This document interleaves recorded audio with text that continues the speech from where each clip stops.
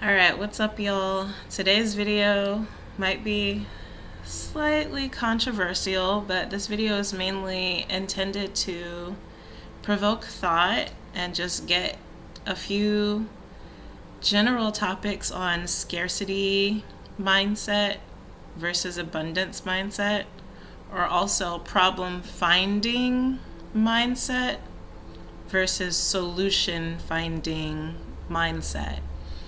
So, the reason this topic for this Thoughtful Thursday came about is because I don't know if you've seen threads in social media where some real estate investor is talking about how they bought all these houses and they have this portfolio of all their Airbnbs. They have like 7 rental properties and blah, blah, blah. And I'm like, oh, cool. Look at you doing it big. And I go to the comments and everybody's like, this is why we have a housing crisis. And it's people like you that like you're making everything worse for the rest of us. And it's like just a hate fest in the comments about this person having multiple properties. And me as a growing or a learning real estate investor, I don't have any properties yet, but that's my goal, is to own properties, multiple properties.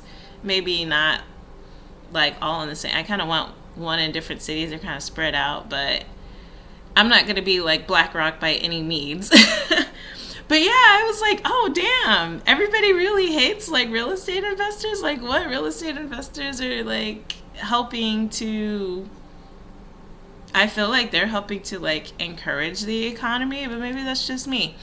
So I looked into it, and I did see that we are in a housing crisis, and I got some numbers. I did a little bit of research, but again, this is just very, very the beginning of the research. Like, this is food for y'all to look into it further, or to just think about the contrasts that I'm about to show you right here. So I looked up how many houses are we short in this housing crisis. And according to Google, we have a housing shortage of about 4 to 7 million houses. And of course, California is one of the main places where we have this housing shortage. In LA, exactly where I live. Which I was like, huh. I mean, that makes sense because everyone knows LA is very expensive and crowded. So, and we have probably the highest homeless population. But then I was like really kind of dumbfounded that we have that big of a housing shortage when so the area where I live in Baldwin Hills, I literally can go on a walk through my neighborhood, which is like mostly apartment buildings, but like right past the apartment buildings is houses. It's a bunch of houses, and it's like nice houses. We're kind of called like Black Beverly Hills, so it's like kind of the nicer, but there's like kind of a range, honestly. And almost every time I walk through there, I see somebody's house for sale. And I know this is also a very nuanced topic, so I know they are unaffordable for most people. And that's another big issue in the housing crisis, is that people can't afford to buy the houses because of this shortage. But I'm always seeing houses for sale, and somebody is buying them, not necessarily for their business, but also for their houses. But on top of that, I looked up how many vacant houses are there. How many vacant houses are there? So remember, the housing shortage is 4 to 7 million estimate. 4 on the lower end. Actually, 2.5 was the lowest end that I saw across the data, but 7 was the cap on both sources that were stating the range. So 7 at most 7 million. There are 15.1 million vacant houses. 15.1 million. Let me double check. Yep, 15.1 million vacant homes. Now again, this is a nuanced topic, so there's many reasons for those vacancies. Some of them are, disaster properties, like stuff happened, people died, foreclosures, just people don't want to pay the prices because they can't afford the house, etc., etc. There's a lot of reasons for the vacancies, but I did find it appalling that out of those 15.1 million vacancies, we can't find half. Literally, the shortage is 7 million. I'm like, half of those could be lived in, and I'm like, that is not all. That is definitely not all real estate investors, because the whole point of investing in real estate is to make money. And if your house is vacant, you're not making any money. So I'm like, real estate investors are taking these vacant properties and buying them so they can like get people in them. That's what I would be doing. So again, this is for your own personal thought. You can go on whatever thought journey you take with this. This is going to be my thought journey that I took with this. But I'm like, who is going to buy those distressed properties, the properties that are vacant due to damage and nobody wanting to put in the elbow work or like the construction costs and everything into fixing the houses? Because those houses that are due to damage and like unlivable and stuff like that, those vacancies, they're just going to stay that way and literally until somebody buys them. Literally, you're going to stay that way. And who's going to buy a property like that? A real estate investor. That's the only person that will buy a property that needs work, is going to be an investor. Like, yeah, there might be a few do-it-yourself type people that are like, oh, well, the house is cheap and we need somewhere to live, so we'll fix it up ourselves. Sure, there's going to be a few of those as well. But for the most part, it's investors that take on properties like Highlink. It's investors that take on properties like that and get it usable to resell, and that's how they make their profit. They make it, and they turn it into, from an unvaluable, like a liability, into an asset for somebody to purchase where it's actually useful to them. And the other thing that I thought was funny is like, I could literally whatever I search for. So say I started off searching for the problem. So I saw people saying this is a problem. We don't have housing and we have greedy people that are hoarding the houses. And so I looked up that and I found it. I found, oh, look, these are how many houses that we are in shortage. This is what's wrong. These are the problems. People like affordability programs and all of that stuff is true. All of it is true. You can't dispute any of that stuff. It's facts. This is how many people are homeless. There's like, the number that I looked up said about 653,000 people homeless on any given night. That was like the estimate for that date. A recent one. 653,000. Remember how many vacant homes I said there were? 15 million vacant homes. So that this might be from two different articles, so you might want to check these numbers, but it said 28 vacant homes per homeless person. 28 vacant homes per homeless person. Out of those 28 homes, do you think that one of them could be used to house somebody that needs housing? Yes.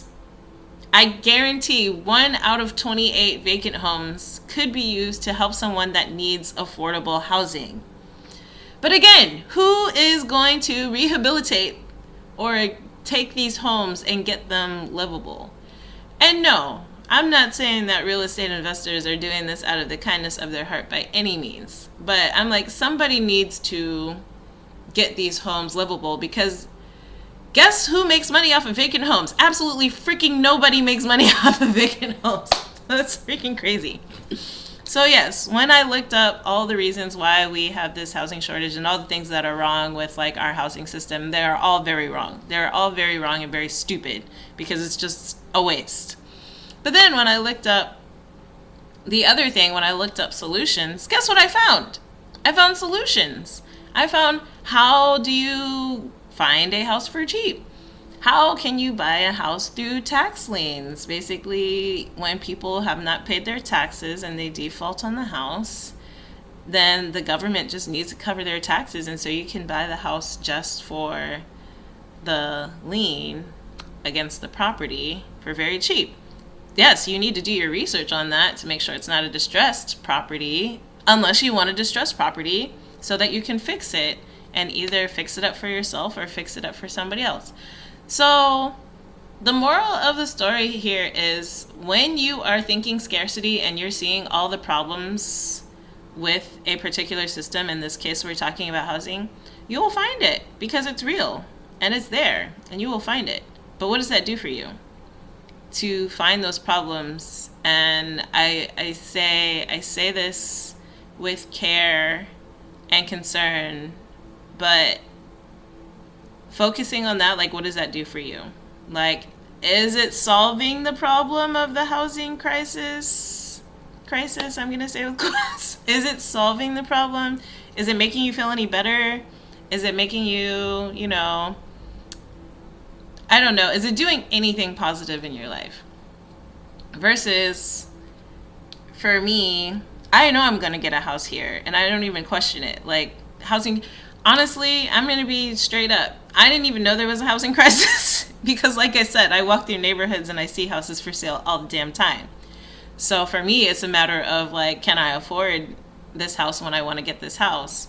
And knowing what they cost, I know what I need to do to be able to afford the house. And then, like I said, going into the more, like, solutions-based side of things, I know that for me, I don't look for the problem. I look for the solution to the problem. I don't even think about the problem because I already know there's a solution. So it's like, I look for the problem in so much as, like, oh, how do I get around, if I see a problem, like, oh, okay, well, what's the solution for that? How do I get around that? And so it's such a different way of thinking that I feel like a lot of people unfortunately don't realize. When you look for the solutions consistently, you start only seeing solutions. Like, it's not that you're blind to the problems. You know they're real and that they exist. But they're like real and exist for the people that are taking them in as their only form of, like, input, and that are just stopping there. Like, if you're just gonna stop at the problem and not go to the solution, like, what good is that for? Like, what good is that for you? What good is that for anybody? So, food for thought. Scarcity versus abundance. Because when I saw there's 15 million vacant houses, the first thing I thought was there's almost twice as many houses that are empty than this shortage. And I'm like, I'm like, there's enough houses, we just gotta fix that. I'm like, this just tells me the system is broken. Because there's literally so many more vacancies, and there's not even a problem of new development and construction, and there's new development and construction going on all the time as well, of course, but I'm like, no, this just means the system is broken and people don't know how to financially get to the point of buying a house if they want to buy a house, and we've got to work on that. Our job system and employment system is broken. We're still, like, teaching people to be employees and not teaching people financial literacy in schools where it should be taught. I'm like, there's so many, like, it's a nuanced topic. There's so many other things going into this issue, but it was extremely clear to me that there is no shortage of houses. There is an error, in my opinion, in the system. And so I look at what I can do to first get myself straight. So you gotta put your own mask on before you put on somebody else's mask. So I'm getting a house, and I'm not concerned about it because I've learned about creative financing. I've learned multiple ways to buy houses now. I've been doing my research. I've been doing my homework on how do I get a house, knowing that living in California and LA, they're all $1 million or more. Not all of them, but the ones that I want are all $1 million or more. So knowing that, I can prepare. Like, when you know what you want, then you can prepare for it. Then you can learn about it. You can see how to do it. And so then after that, I would like to buy more properties so that I can make them into affordable housing and do all the stuff that entails. That may be further down the road after I build my whole empire and whatnot. But anyways, I digress. So yeah, food for thought. I hope y'all took away something helpful or useful or that. Problems versus solutions. Scarcity versus abundance. get that money.